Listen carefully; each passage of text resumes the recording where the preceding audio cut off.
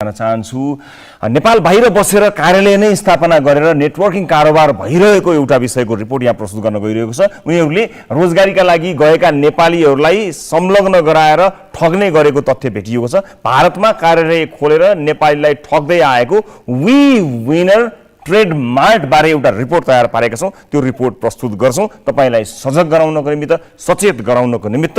यो रिपोर्टले धेरै मद्दत गर्नेछ। यो रिपोर्ट हेर्नुहोस्। नेपालमा सरकारले पिरामिड शैलीमा हुने नेटवर्किङ व्यवसायमाथि प्रतिबन्ध लगाएको छ।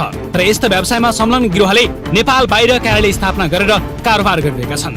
उनीहरूले रोजगारीका लागि गएका नेपालीलाई संलग्न गराएर ठग्ने गरेको तथ्य भेटिएको छ। भारतमा कार्यालय खोलेर नेपालीलाई ठग्दै आएको एक कम्पनी हो वी विनर ट्रेड मार्ट।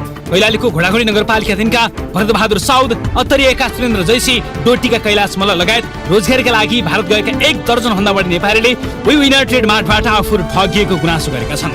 उनीहरू भारतमा रोजगारीका लागि गएका थिए। पटनामा ज्याला मजदुरी गर्ने क्रममा नातामा साली पर्ने जानुखा बोहरा, धनसरा बोहरा र तुलसा बोहराले मासिक 33,000 तलबाउने भन्दै साउद, जैसी, मल्ल लगायतलाई कम्पनीसम्म पुर्याएका थिए। सो कम्पनी पटनाबाट 14 किलोमिटर दूरीमा पुनफुन भन्ने ठाउँमा छ। सुरुमा चाहिँ यहाँ 21,000 बुझाउनु पर्छ र बाँकी तपाईको पकेट खर्च यताउति गर्दाखेरि 25,000 जति तपाईको लाग्छ।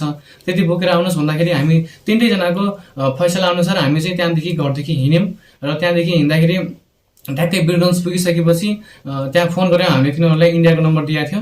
ठ्याक्कै फोन गऱ्यौँ बर्डरतिर हो भनेर, रक्सल बसमा गयो भने आयौँ। त्यहाँबाट फेरि पटनातिर हो भनेर, पटनातिर इन्डिया रहेछ, बिहारको पटना सहरतिर रहेछ।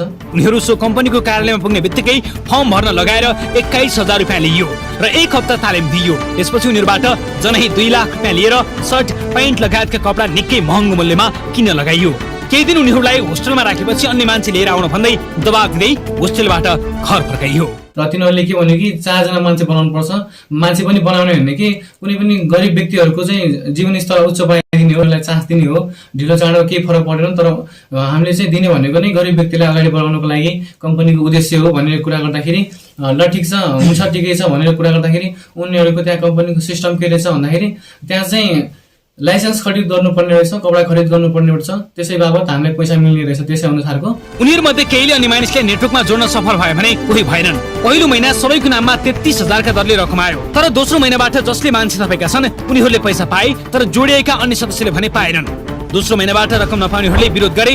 आफूहरूलाई सुरुमा भने जस्तो नभएको भन्दै विरोध गरेपछि उनीहरूलाई ज्यान मार्ने सम्मको धम्की दिएको पीडितहरूको गुनासो रहेको छ। हामीले न्याय पाउँदैन त्यो त थाहा छैन, तर पनि अरू व्यक्तिहरू फस्नु भएन। कैलाली जिल्लाभरि फैलियोस् र हामी कैलाली मात्र होइन कि अन्य विभिन्न जिल्लाहरूका मान्छेहरू फसिरहेका छन् त्यस कम्पनीमा। दिनको भनेको 70 देखि 150 जना पनि जान्छ। एक